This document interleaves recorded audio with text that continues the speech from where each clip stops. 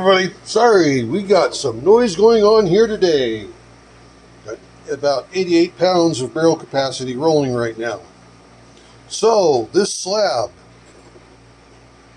of agate is one that I purchased at the end of the summer rock show in Rickreall, Oregon. And I said when I bought it that I was going to make cabs and show you what I'm going to do with it. So the first thing is figure out some shapes that I'm going to use. I've got a book of different shapes and stuff that I can use, but I think I've got it narrowed down to 3 of them. So let me go ahead and get those sketched on here, and then we will show you the next step. So there's the 3 shapes. This heart may be difficult for me to do because I forgot that I may not be able to do a heart that wide. Or I'll just have to modify my machine to be able to make it work. So the next step is to cut these out, trim this up, so we can kind of get them into a rougher shape like that. And then we'll get them shaped up like this.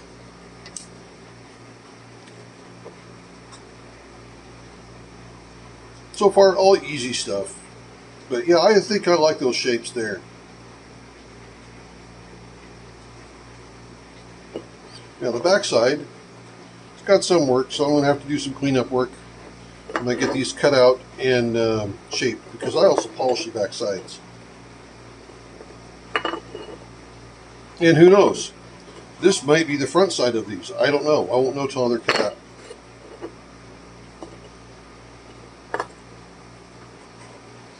I just don't. It's difficult for me to make up my mind on what I want to do until I'm actually working it.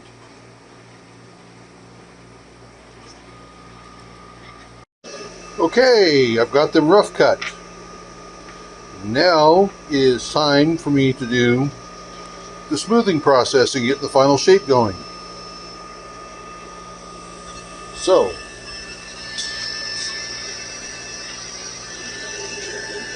turn the water on.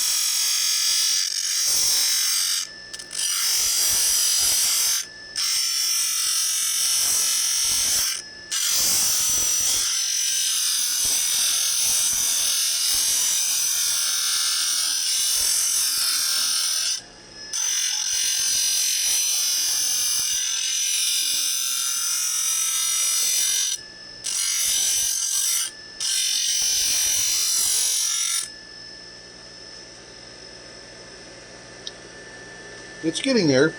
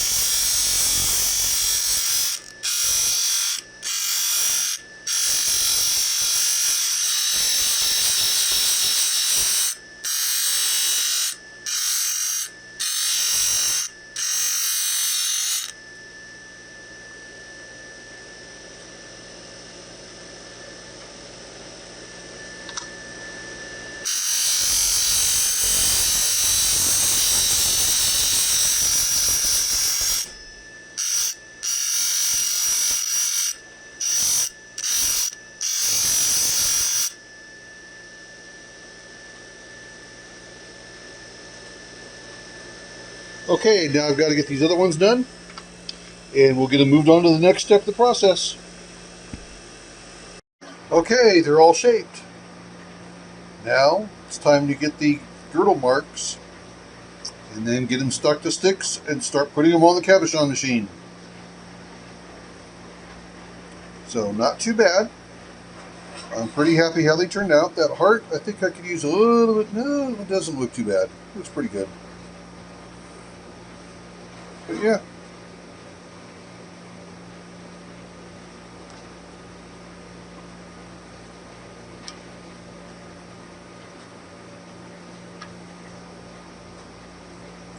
Not too bad. Well, the next step is to get them domed out and polished here on the cabochon machine. So we're not going to show you all of them, but this is the one I'm going to start off with.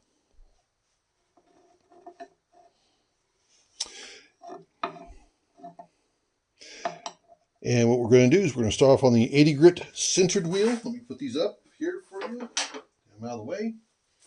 80 grit sintered wheel. Then we're going to go to the 220 grit.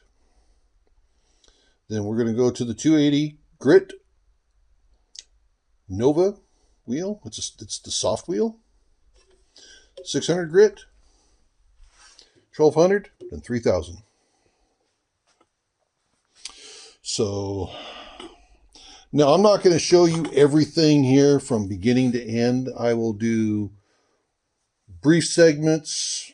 I will speed it up. I will do kinds of different things with this, so you're not sitting here for the next who knows how long it's going to take to work this extremely hard agate, and you're not going to be sitting here bored to death. So I'm going to try to condense it down and see what we can do with it.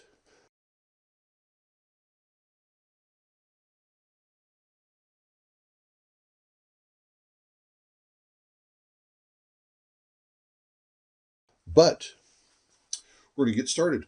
And when I turn on the power, I have another light that automatically comes on, and my water pump automatically comes on as soon as I hit the power for the machine. So everything is all together. So you'll see a little bit better light come on. The machine's on. Now all I got to do is turn this on for the water. I have my rest sitting here the way I like it. Time to get to work. And if for some reason this pops off, so be it. And if you're wondering what this is before I get started, this is Dop Wax, and I use an 11, 12-inch long Dop stick because it just works good in my hands. Some people use the little 4-inch ones. It's like that. Some people might use them shorter or whatever. Some people use longer sticks. They use other things to hang on to the cabochon. Some of it people do it freehand. And I've done it freehand as well. I can do it that. But this works the best for me. But once out of I would say 30, 35, maybe 40 cabs, one of these pops off. And it's been a while since I've had one pop off on me. So if it's going to happen, it's going to happen right now with you guys. If it happens, fine. I'll restart on the next one. No big deal.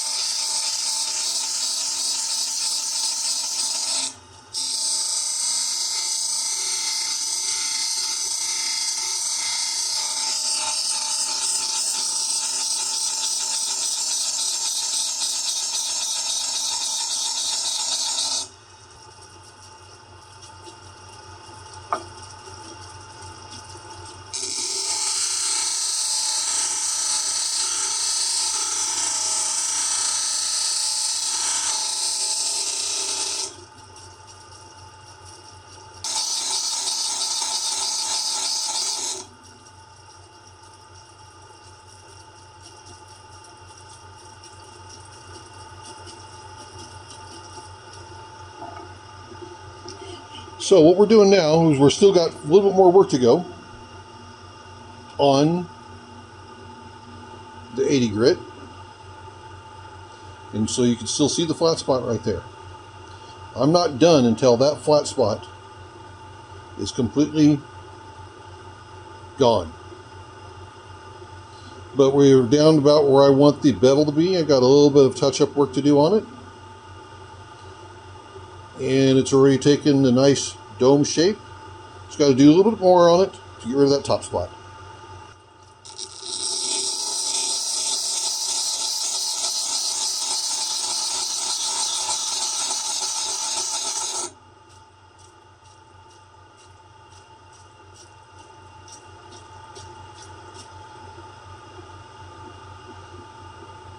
Okay, you see that tiny little bit? The 220 wheel will take care of that. So I'm going to call the 180 or the 80 grit wheel done.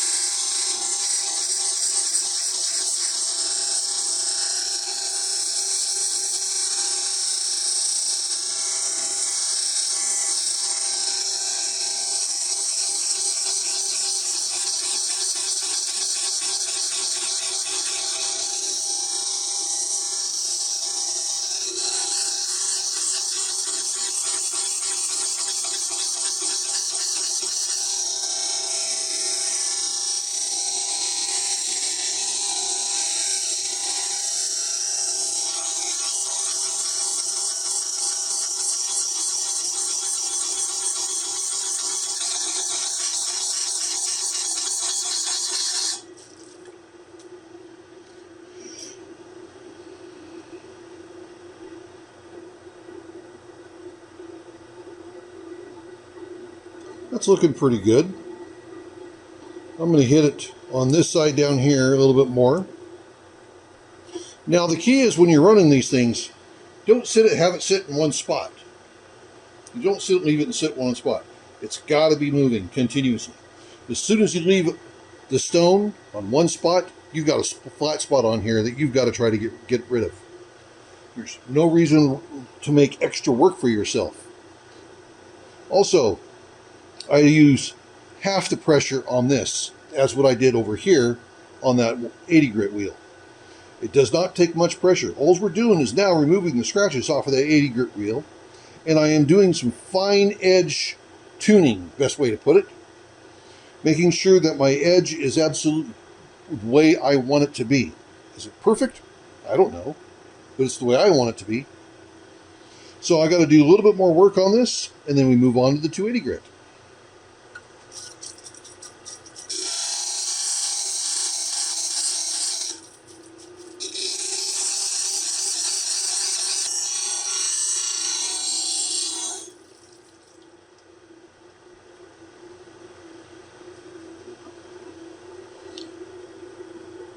So I'm happy with that. Now you see the very top of the dome where the light's reflecting? No flat spot. Now it's time to remove the scratches from this 220 grit wheel with the 280 grit wheel.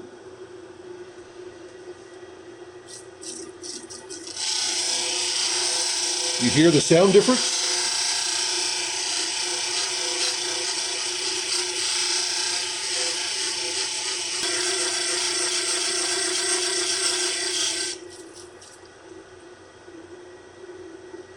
Time for an inspection.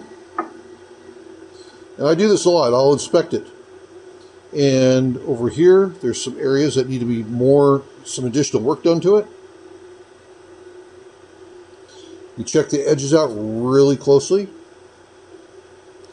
And they're looking pretty good. No deep scratches left from the prior grits.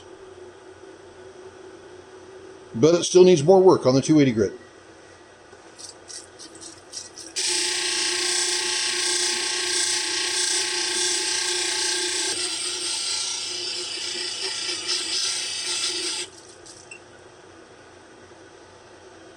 Okay, I'm happier with that. Let's move on to the 600 grit.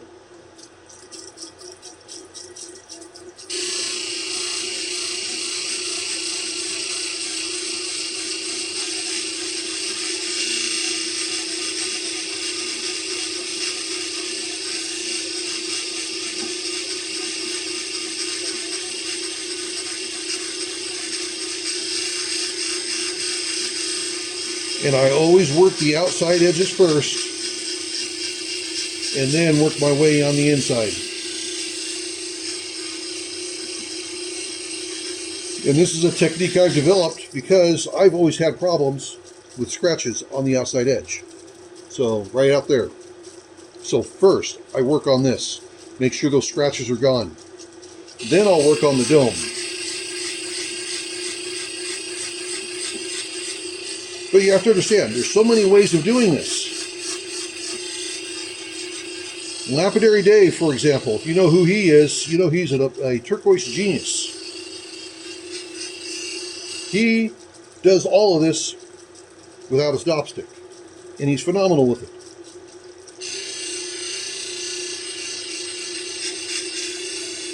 Everybody's got their own technique. I taught myself how to do it. The reason why I use long sticks, these long ones here, is because that's what I had in hand. And I didn't feel like cutting them because I was lazy.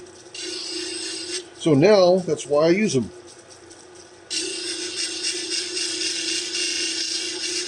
But also, it offers me a lot more control because now I can really get down into it. You can't even see my right hand, but it really gives me the control that I want. If I really need to focus in on one spot, I can just focus right in on it. But like I said, there's so many ways of doing this. There is not a right way or wrong way. The end result is, are you able to make this stuff polished and be shiny, and do people like it?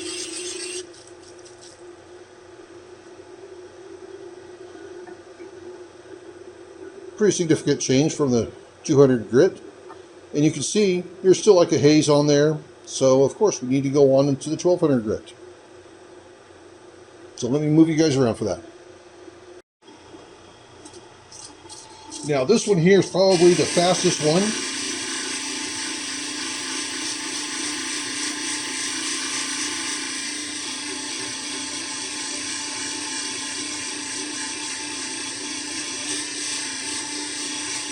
We're done with all of our shaping. All we're doing now is removing the scratches and trying to polish.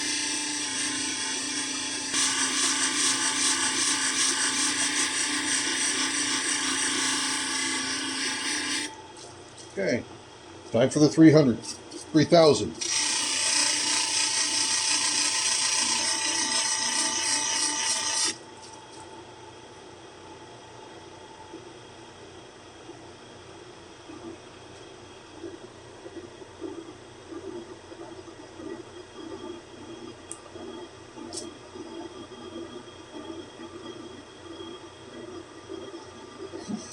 So not too bad. Now, time to finish.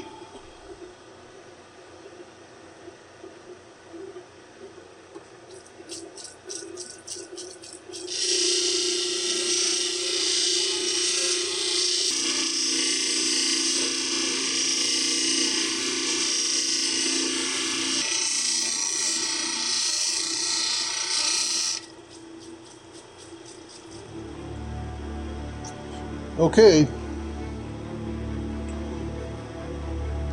Now, time for me to get the other two done. And I will be back to show you the results of all three.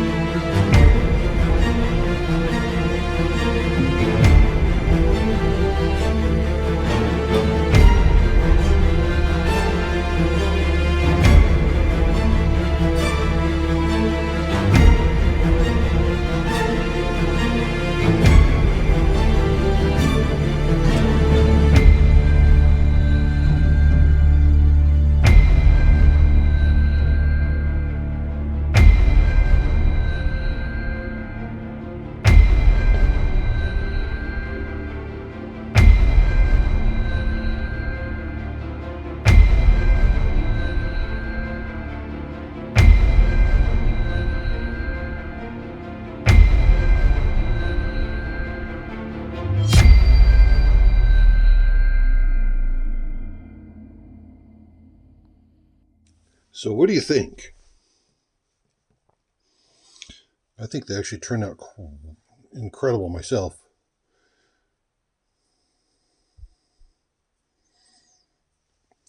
And yet, let me show you this. I'm going to turn the backlight on. Look at the pattern that you see.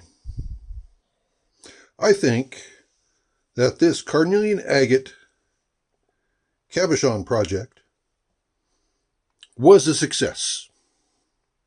Now, I don't know if these are going to be available for sale or if I'm keeping them or what the deal is yet. The Mrs. JawsJr. has to make that decision. If she wants to keep them, they're hers. If she doesn't, they'll probably be available, and I'm going to keep them as a set. And I don't know if I will have them be available through Facebook or here on YouTube or one of the other social media platforms, or if I'm going to take them into Observer's Rocks and Books in Albany, Oregon. So if you guys are interested in this, let me know. A lot of work went into these things. And if the Mrs. JawsJr. does not want them, then make me an offer. And let me know what you'd like to give for them. But yes, these are incredible. The backs are polished. My fingerprints now.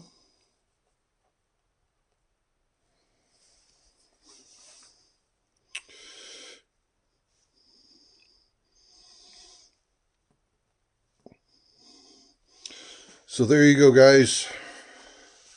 The completion of this project from the small slab that I bought from Ken at the end of the summer rock show in Rickreall, Oregon. I think this one turned out just fine. Unfortunately, I don't remember what the other slabs were I bought from him. Oh, I think I do. I think I got a couple of moss agate ones. Yeah, I got 2 moss agate ones and maybe one other one. But this by far, these 3 are probably the best cabochons I've made. So there you go. Just remember, everyone's life's an adventure. Then there's mine here, making some incredible cabochons. This, oh, wait. If you want to see the full length process of my time on the Cabochon machine, look in the description below, and there'll be a link to that video.